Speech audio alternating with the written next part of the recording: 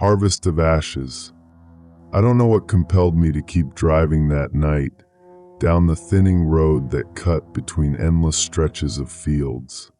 Kansas is nothing but miles of soil and silence, but there was something different about that stretch, something that made the air feel heavier, like the earth itself was holding its breath. My headlights swept across the tall stalks of corn, brittle and pale from the end of summer, their leaves rattling dryly against one another in the wind. The smell hit me first. It wasn't the scent of farmland, no fresh soil, no sweet grass, no damp earth. It was the acrid sting of burned wood and charred flesh, faint but sharp enough to cut through the night air and settle on my tongue. It lingered even with the windows rolled up, a bitterness that clung to my throat. I slowed the car as I noticed it, ashes. They dusted the road like scattered snow, fine gray particles that whirled in the breeze, tumbling across the gravel in tiny spirals. My headlights caught the drifting shapes, and for a moment it looked like the road ahead was alive with restless, colorless insects. I pulled over. The night was deathly quiet, only the faint creak of corn stalks shifting in the breeze and the distant, hollow call of some unseen bird. When I stepped out, my boots crunched into the layer of ash coating the ground. It wasn't just on the road, it clung to the stalks, caked the fence posts, sifted through the dry leaves.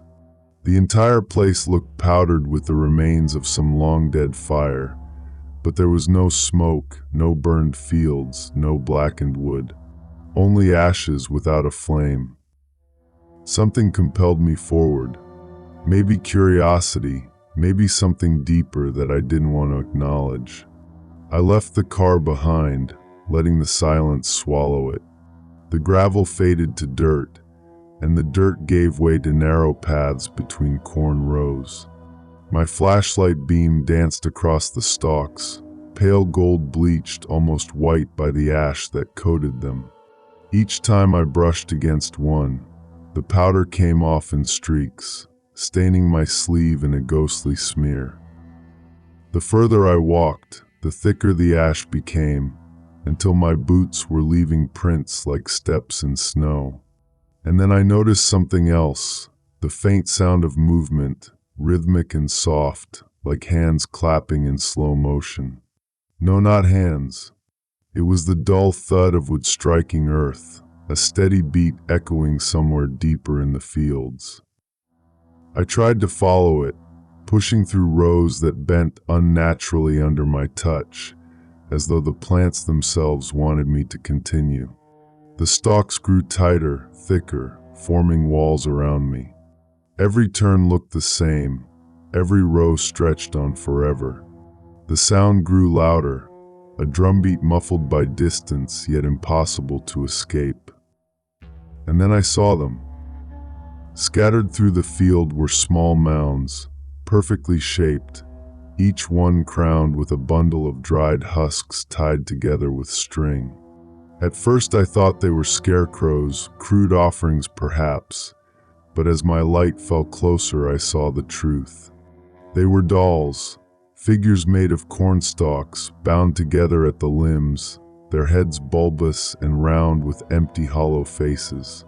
Each one was blackened with soot, as if they had been pulled from fire, yet they stood intact. Their ashen skin seemed to pulse under my beam, as if the embers still glowed within. I don't know how many there were, dozens, maybe hundreds. They lined the edges of the path, staring with eyeless faces, their tiny hands raised toward the sky. The air around them burned with the scent of ash and rot, the kind of stench that belongs to bone dust and funeral pyres. The drumbeat stopped.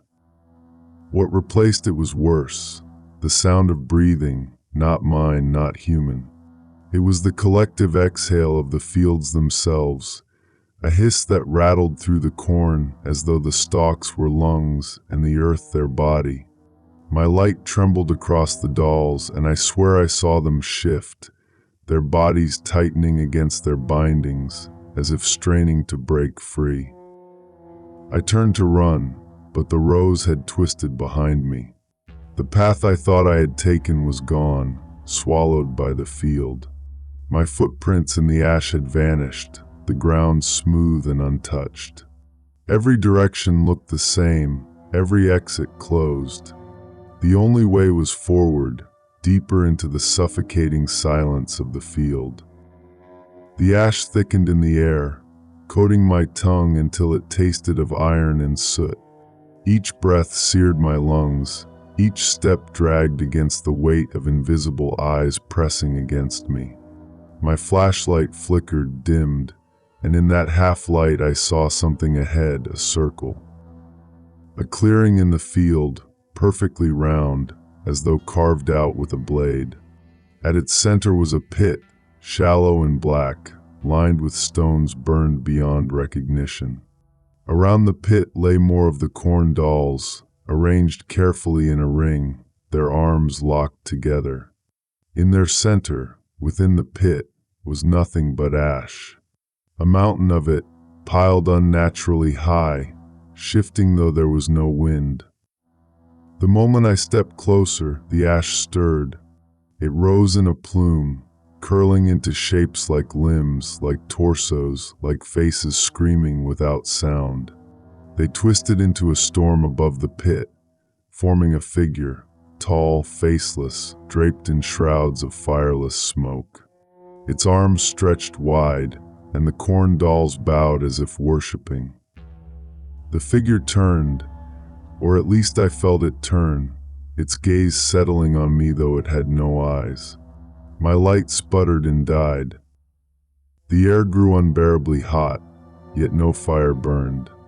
Only the smell of scorched flesh filled the clearing, choking, suffocating. I staggered back, but the dolls blocked every path, their arms raised higher, their faceless heads tilting toward me. They were not offerings, they were warnings.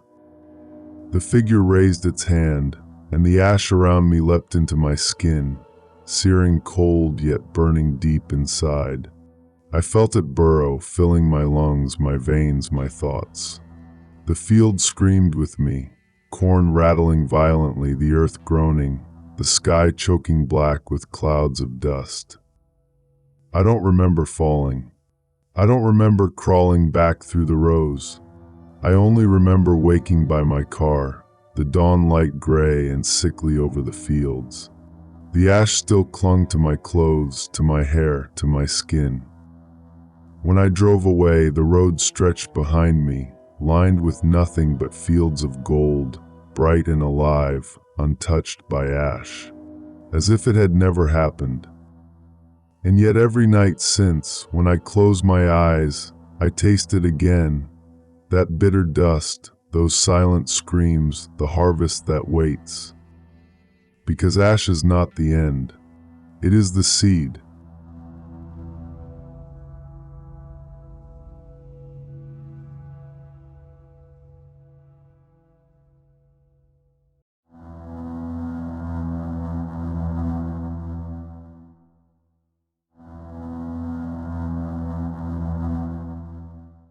The lanterns of Stillwater Hollow. The first time I saw Stillwater Hollow, I thought it was a town that had slipped out of time. The road leading in was narrow, cracked at the edges where weeds pushed through, and the surrounding trees leaned so close their branches knitted into a canopy that drowned the light.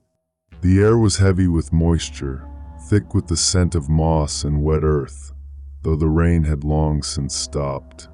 It felt less like entering a town and more like crossing into some forgotten chamber of the earth. The houses came slowly into view, sagging porches and leaning roofs, all wood bleached by years of rain and silence.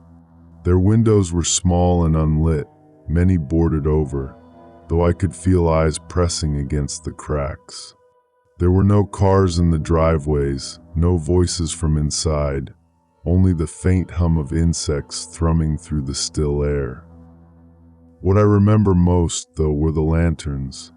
They hung from every post, every porch beam, every branch that could hold them. Glass lanterns, ancient in design, their panes fogged with soot, their metal frames streaked with rust. Some were tall and thin, others squat and round, no two the same. In the daylight, they looked lifeless, little more than forgotten relics from a century gone. But I felt their weight, as though they had been waiting for something. Waiting for me. I stayed at the edge of town at first, unwilling to step deeper, but the silence drew me on. Each footstep on the damp soil felt like an intrusion. The air was colder here, carrying a faint smell of burnt oil, as if the lanterns had been extinguished only moments ago. The sun sank faster than it should have, dragging the world into a bruised dusk. The sky turned the color of iron, and the treetops shivered though no wind moved them. That was when I noticed it, the faintest glow ahead, a pinprick of light swaying gently in the thickening shadows. One lantern, then another, then a dozen. They bloomed like stars in the hollow, flickering to life without flame, their glow too pale, too cold to be fire. The glass panes glowed with a bluish haze, unsteady, as though alive with breath. I stood frozen, the hair on my arms lifting as the light spread, lantern after lantern igniting in unison, a procession of silent, watching eyes. The town was awake. The air changed with them. It smelled of damp metal, like old nails left to rust in the rain. The earth beneath me seemed softer, sinking slightly with each step as I was pulled deeper into the hollow. The glow spilled across the ground, casting long, warped shadows that bent unnaturally, curving where no object should force them. The lanterns swayed in unison, though no wind stirred, their movements too deliberate, too synchronized. I followed them. I don't know why, maybe there was no choice. The path wound between the houses, past fences long splintered, through gardens where flowers had rotted into black husks. Everywhere I turned, the lanterns lit the way, drawing me closer to the center of town. My chest tightened with each step, a weight pressing into my lungs, as though the air itself was resisting me. At the heart of Stillwater Hollow lay a square, its cobblestones cracked and swallowed by weeds. A dry fountain stood at its center, its stone basin split down the middle. But it wasn't the fountain that held me. It was the ring of lanterns around it, hundreds of them, suspended in perfect symmetry. Their light was steady now, brighter than before, the glow casting the entire square in a ghostly pallor. And within that light, I saw them. Figures moved between the lanterns, faint as mist, their forms shifting like smoke. They were tall, impossibly thin, their limbs bending wrong, their faces stretched and hollow. They did not walk so much as drift, their movements swaying in rhythm with the lantern's glow. With each sway, the light pulsed, dimming and brightening, as if their very presence breathed life into the glass. I could hear them now, not voices, but the low hum of something vibrating deep in the ground, a resonance that crawled into my bones. It was a song without words, an endless note that grew louder the longer I stood in its grip. My vision blurred at the edges, colors draining until all that remained was the pale blue light and the black forms that danced within it. I tried to look away, but my body resisted. My eyes burned as though fixed open, my legs heavy with stone. The figures turned toward me in unison, their faces blank, eyeless hollows, yet I felt their gaze pierce me. The hum deepened, rising into a growl that echoed inside my skull, rattling my teeth. The lanterns swayed faster. One of the figures broke from the circle, gliding toward me, its limbs trembling as though straining to remain upright. The closer it came, the colder the air grew, until every breath seared with frost. Its form rippled like smoke, collapsing and reforming, yet always inching nearer. When it was only feet away, the lantern beside me flared, its glass pane glowing so bright it burned through my eyelids. I stumbled backward, and the ground gave way. The square was gone. The houses, the fountain, the lanterns, all vanished in an instant. I stood at the edge of a marsh, black water stretching into the distance, reeds whispering against one another though no wind stirred them. The smell of stagnant water choked the air, thick with decay and the faint copper of blood.